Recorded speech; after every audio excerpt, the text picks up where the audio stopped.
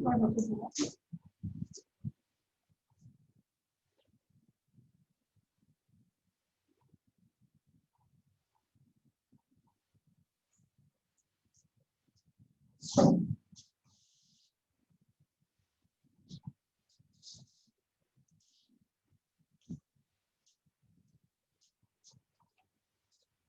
morning, students. Today we'll discuss on another infectious syndrome, that is bloodstream infections. Regarding bloodstream infections, first we'll see the definitions. So, bloodstream infections means what? We have to know some definitions like bacteremia, septicemia, pyemia, endotoxemia, like that. So, bloodstream infections means presence of any microbial agent in the bloodstream. Any microbial agent, but most commonly those are caused by bacteria. That's why we'll discuss more about the bacterial type of infections in this class. So, what is bacteremia? Bacteremia means presence of bacteria in the blood. So in the blood circulation, if there is presence of bacteria, it is called bacteremia. So, and that bacteria doesn't multiply in bacteremia. In bacteremia, there is no multiplication of bacteria in the bloodstream. But when the bacteria multiplies in the bloodstream, when they multiply and more number of bacteria are generated in the bloodstream, it leads into a condition called septicemia. So what is septicemia? Bacteria circulate and actively multiply in the bloodstream and may produce their products, that is toxins, that cause harm to the host. So in septicemia, there is multiplication of the bacteria in the bloodstream, but in bacteremia, there is no multiplication of the bacteria in the bloodstream, but there is only presence of bacteria in the bloodstream. What is pyemia? Pyemia means presence of pyogenic bacteria in the bloodstream is called pyemia. Pyemia includes the presence of pyogenic bacteria, that means which cause pyogenic infections. That is called pyemia. What is endotoxemia? Endotoxemia means, here in the definition you have seen, bacteria will produce their products, that is toxins are produced. If the bacteria multiply and further if they produce toxins in the bloodstream, it leads to a condition called endotoxemia. There are types of bacteremia. Three types of bacteremia are there, called transient bacteremia, continuous bacteremia, and intermittent bacteria. Three types of bacteremia are there. What is transient bacteremia? That bacteremia, that means presence of bacteria in the blood which occurs spontaneously with minor events, with small minor events like brushing teeth, during brushing of teeth or during chewing food. If the mucosal membrane of the inside your cheek gets damaged, then it can result in bacteremia. That is minor event resulting in bacteremia. Or instrumentation of contaminated mucosal site and surgery involving non-sterile site. So these conditions may lead to transient bacteremia. These are minor events. With minor event, if the bacteremia occurs spontaneously, and which may further complicate to septicemia also. This transient bacteremia which may occur with minor event but may also lead to complication and further lead to septicemia. This is transient bacteremia. What is continuous bacteremia? Here in continuous bacteremia, the pathogenic bacteria or the organisms are released into the bloodstream at a constant rate. Continuously, the bacteria are released in the bloodstream is called continuous bacteremia. It happens in case of septic shock, endocarditis, and other endovascular infections. Intermittent bacteria. Third type of bacteremia is intermittent bacteremia. In this intermittent bacteremia, here the bacteria release intermittently. They give a gap, and after that period, again the bacteria released into the bloodstream. So when the bacteria is into the bloodstream intermittently, it is called intermittent bacteria. It happens in case of undrained abscess. If there is an abscess and if it is not drained, then it can cause intermittent bacteremia. Bacteremia released approximately 45 minutes before a febrile episode. And also in case of early course of meningitis, pneumonia, pyogenic arthritis and osteomyelitis may also result in intermittent bacteremia. So there are three types of bacteremia. Transient bacteremia, which occurs spontaneously with minor events. Continuous bacteremia, where bacteria are released into the bloodstream continuously at a constant rate, which happens in case of endocarditis, septic shock. And intermittent bacteremia, where bacteria released intermittently in case of undrained abscess or in early course of meningitis, pneumonia, and other pyogenic arthritis, osteomyelitis conditions. What are the factors contributing to initiation of bloodstream infection? So, who are more prone, or which factors contribute to the initiation of bloodstream infections? We'll see now. Immunosuppression, definitely immunosuppression conditions like diabetes or any connective tissue disorders, or patients who are on chemotherapeutics, in those our patients, HIV patients, those all are immunosuppressive conditions, and that is a contributing factor to the initiation of bloodstream infection.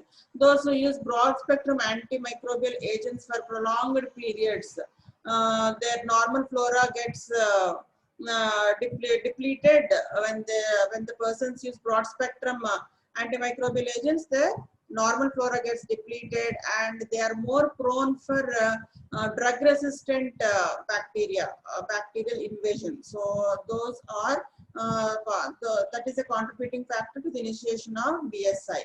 And those who have undergone invasive procedures or extensive surgeries that allow the bacteria to access the blood, that is also a contributing factor. And prolonged survival of debilitated patients, in those persons also there is a high chance of bloodstream infections. And the bloodstream infections, it is two types again. Basing on the origin, it is again categorized into two types: intravascular bloodstream infections and extravascular bloodstream infections. What is intravascular bloodstream infection? The bloodstream infection that originates within the cardiovascular system is called intravascular bloodstream infection. So it includes infective endocarditis, mycotic aneurysm, suppurative thrombophlebitis, CRBSI. That means catheter related bloodstream infections. So that the origin is within the cardiovascular system. It is intravascular bloodstream infection. And the infections being present within the vascular system. Infection is, where is the infection present or where it is originated? Within the vascular system, which leads to continuous bacteremia, not intermittent bacteremia. It is leading to continuous bacteremia, further causing serious and life-threatening events. So these conditions are included in intravascular bloodstream infections. So we'll know a little about infective endocarditis, which bacteria cause infective endocarditis, and in whom which persons are prone for infective endocarditis. We'll discuss now. So infection of the endocardium. What is infective endocarditis?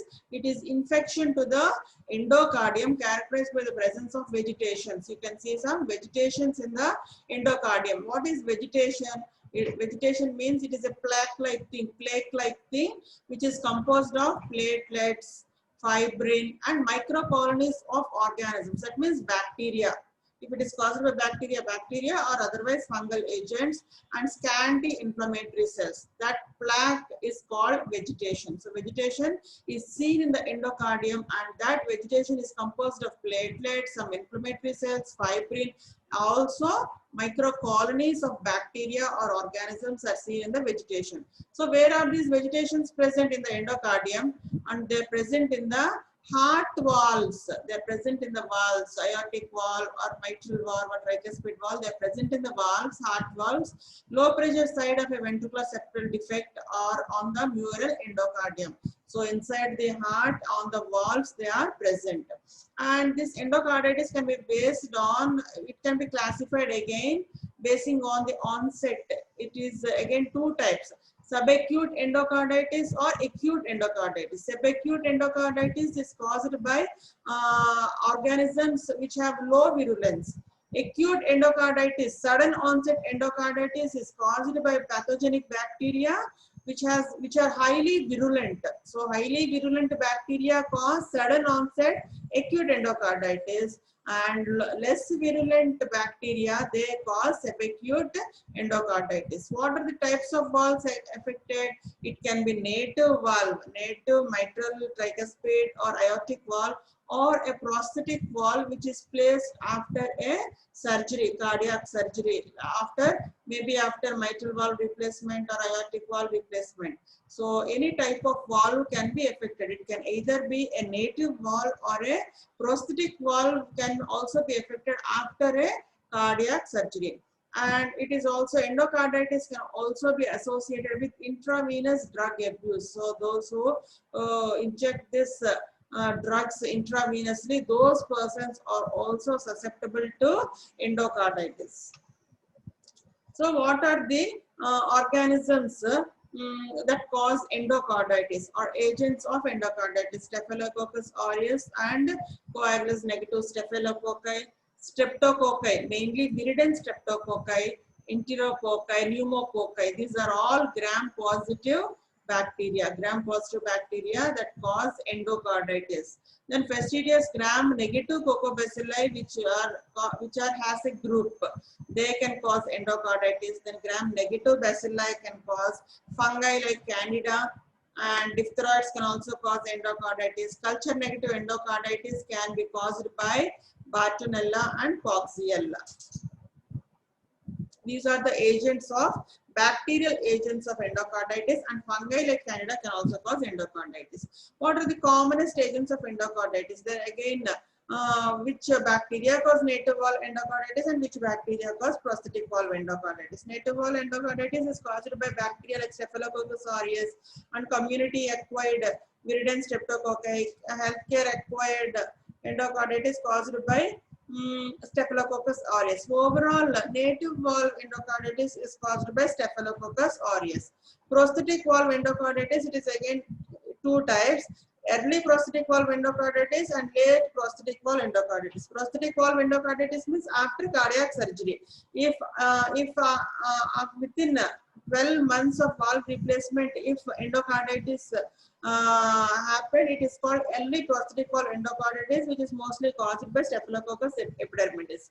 If after the cardiac surgery, if after 12 months of valve replacement, if there is endocarditis, it is called if it is less than 12 months, it is early prosthetic valve. If it is after 12 months, it is called late prosthetic valve endocarditis caused by viridin streptococci. So endocarditis in IV drug abusers, which especially in young males, it can occur through skin. It is caused by Staphylococcus aureus and Enterococcus bacteria. Subacute endocarditis is mainly caused by viridin streptococci. Subacute endocarditis, the causative agent is viridin streptococci. So there is a due criteria for the clinical diagnosis of infective endocarditis. We are not, this is a clinical aspect, how to tell that the person is having infective endocarditis or not. There are two types of criteria: major criteria and minor criteria. In major criteria, one is positive blood culture. Then when there is evidence of any endocardial involvement, which can be known by positive echocardiogram or positive ECG or new valve regurgitation. ECG or by echo, you can know that a person is having infective endocarditis. And what are minor criteria for infective endocarditis? There is a temperature or a predisposing heart condition or IV drug use is there. Any vascular phenomena like any arterial emboli, mycotic aneurysms are there. Immunological phenomena like glomerulonephritis, Osler's knots, rod spots are seen. Microbiological evidence, that is, what is microbiological evidence? Positive blood culture is present but not meeting major criteria. So these are some minor criteria to diagnose infective endocarditis clinically, that is Duke's criteria. There are 5 minor criteria, and major criteria how we can do with the help of ECG or echocardiogram or through positive blood culture. So positive blood cultures, in positive blood cultures, any one of the following.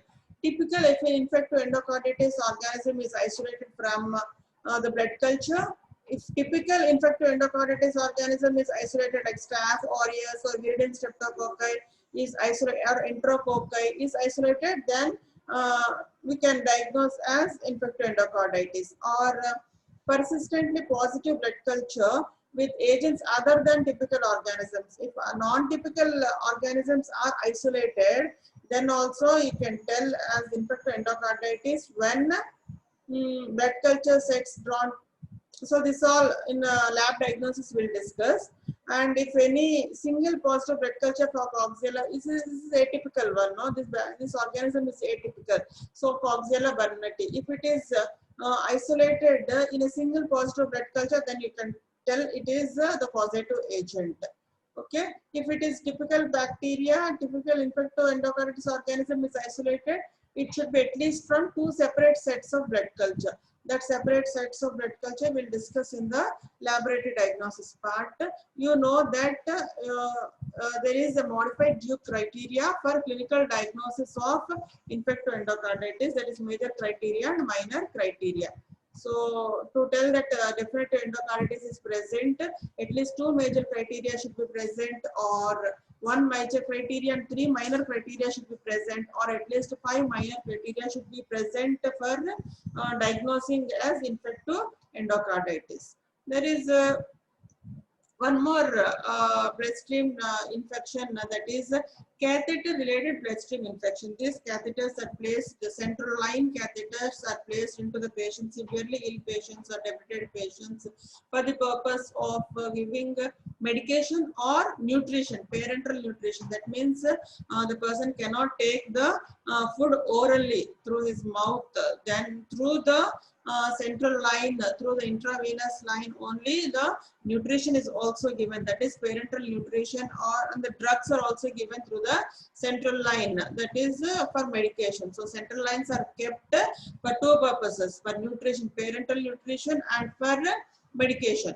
And that central line can be infected because of the prolonged periods the central line is kept, and due to the handling of that central line, it can also get infected.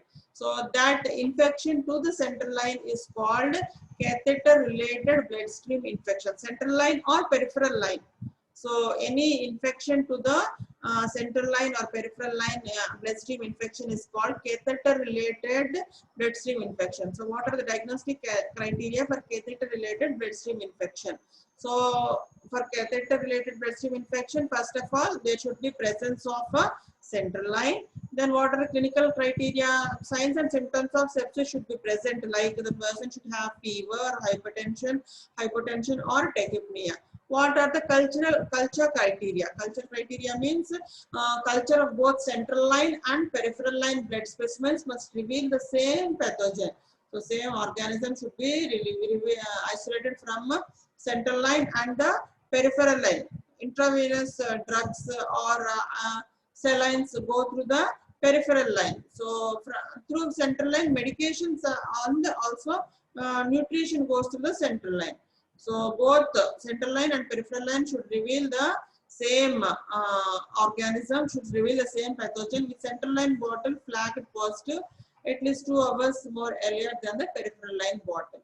So this flagging positive of bottles is seen in automated culture, that we will discuss later. I told you there are 2 types of bloodstream infections. Intravascular, that means the origin is in the cardiovascular system. The second type of bloodstream infection is extravascular bloodstream infection.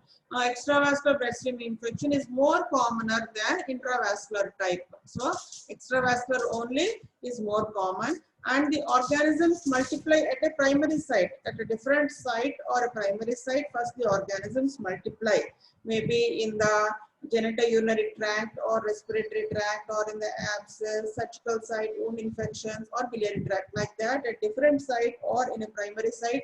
First the organisms multiply there, and then they enter into the bloodstream. Then they reach from that primary site, they are drained by lymphatics and reach the bloodstream.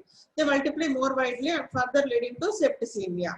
So this is extravascular bloodstream infection. In intravascular bloodstream infection, the origin is in the vascular system, cardiovascular system. Mainly, it causes infective endocarditis. In extravascular bloodstream infection, the origin is a different site or primary site is different, like respiratory tract or surgical site, like that.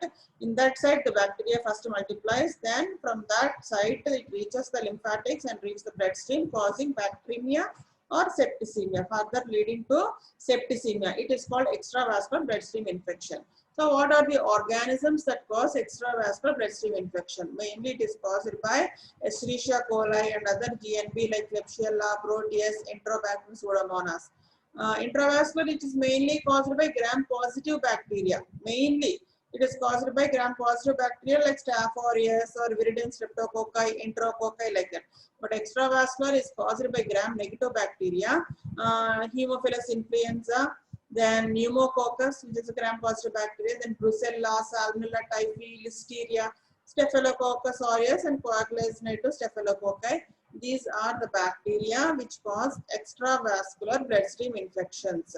So the portal of entry can arise through urinary tract infections or meninges, early meningeal infections, or the infection can be in the in case of Salmonella typhi, infection originate in the small intestine, lymph node, or reticuloendothelial system, or Staph aureus through surgical site infections. It can cause bacteremia. It can lead to bacteremia. What are the clinical manifestations? So what type of clinical manifestations are seen? There, first you see the primary site infection, like for example, surgical site infection is there.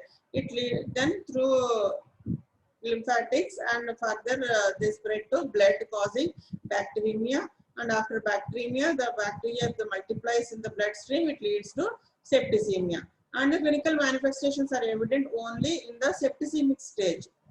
Then at that stage only fever or hypotension, tachypnea, all the signs and symptoms are revealed only in the septicemic stage. There are two stages. Stage 1 is called sepsis and stage 2 is called septic shock. So in sepsis or stage 1, there is a high temperature or hypothermia with or without chills and rigors. There is hyperventilation, that is excess loss of carbon dioxide is seen. Subsequent respiratory alkalosis, skin changes, and altered mental status and diarrhea. Sometimes in some patients, diarrhea is also seen in sepsis. So first there is fever, hyperventilation, high fever or hypothermia and hyperventilation. In stage 2 or septic shock, it is a gravest late stage which result, and you can see hypotension, disseminated intravascular coagulation, there is multi-organ failure, acute respiratory distress, renal failure, all the organs failure you can observe, see, and tissue destruction. Pathogenesis is due to the endotoxins released from the gram-negative bacteria. So, bacteria multiply in the bloodstream in septicemic stage, and those bacteria can release toxins or endotoxins into the bloodstream. It results in endotoxemia, and that is the pathogenesis for the in the septic shock stage. And to determine the severity and degree of organ failure, there is a score called SOFA score. What is the SOFA score? It means sepsis-related organ failure assessment score. What is SOFA score? Sepsis-related organ failure assessment score. And what parameters are observed in SOFA score? You have to check for the respiratory system, the oxygen saturations, then the platelet count you have to observe. Then you have to check for the serum bilirubin, mean arterial pressure. Then central nervous system, you have to check for the Glasgow Coma Scale score. Renal, you have to check for serum creatinine and urine output. These parameters you have to check in the SOFA score. And organ dysfunction can be identified as an acute change in total SOFA score is more than 2 points following the infection. This is clinical data. Clinically, you have to check for this SOFA score. Instead of going through all those 6 parameters immediately, if you want bedside determination of this septic shock condition, It can be done bedside with a quick SOFA score, which includes respiratory rate more than 22 per minute, or there is altered mental status, or blood pressure, less systolic blood pressure less than 100 mmHg. So in these three conditions, also you can diagnose as septic shock. Now coming to laboratory diagnosis of bloodstream infection. So microbiologically in the laboratory, how will you diagnose a bloodstream infection? First you have to collect the sample. So bloodstream infection means in fact the presence of pathogenic bacteria in the bloodstream. So the sample will be definitely blood. You have to collect the blood from two separate peripheral lines. If a central line is present, one sample should be taken from a central line. I told you parenteral nutrition and medication is also sent through central line in severely debilitated person. So in that case, one sample you should collect from central line and one sample from peripheral line. Where salines are sent through that peripheral line, you have to take one blood sample. So you have what is the sample here? Blood. So preparation of the site. Before collecting the blood sample, you have to prepare the site. You have to take with the antiseptics. 70%. If you want to, this is sterilization done with 70% isopropyl alcohol or second antiseptic solution, that is tincture iodine or chlorhexidine. Here, this is on the skin. If you want to take blood sample from the antecubital vein, you have to prepare the site with antiseptics. And in this here, I told you, you can collect the blood from the catheter site itself, catheter line, or from peripheral line also blood sample is, that is catheter sample. That is different. And from the antecubital vein also you can collect the blood sample for blood culture. So these are the steps of collection of blood for blood culture. First, you have to perform hand hygiene. The person who takes the blood sample should do the hand hygiene technique, the hand washing, and then he should wear the sterile glove. Next step is he should apply tourniquet to the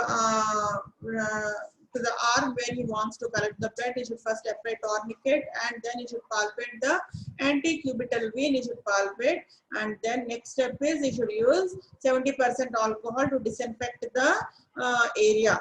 To disinfect the area, he should use 70% alcohol to disinfect, and he should clean upside down, upwards and downward. With upward and downward movement, he should clean the area with 70% alcohol, and after cleaning, I should wait for 30 seconds for that alcohol to dry, and the skin should be dry.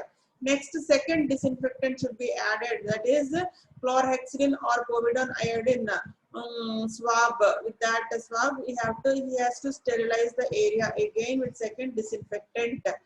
In concentric circles, you should give the rub over the antecubital vein from inside outward, not from outside in. From inside out, you should do the cleansing with chlorhexidine or povidone iodine for the second time, and again he has to wait for 1 minute so that the skin is allowed to dry. Then with the help of a sterile syringe, you can collect the blood sample, 5 ml or 10 ml accordingly. Depending upon the blood culture bottle, we should collect the blood sample, and after collecting the blood sample, he should inject into the blood culture bottle. So that blood sample should be injected into the blood culture bottles. So the culture of the bacteria is done in blood culture bottles with the medium, that is brain heart infusion medium or glucose taurocholate medium, glucose broth or taurocholate broth is available.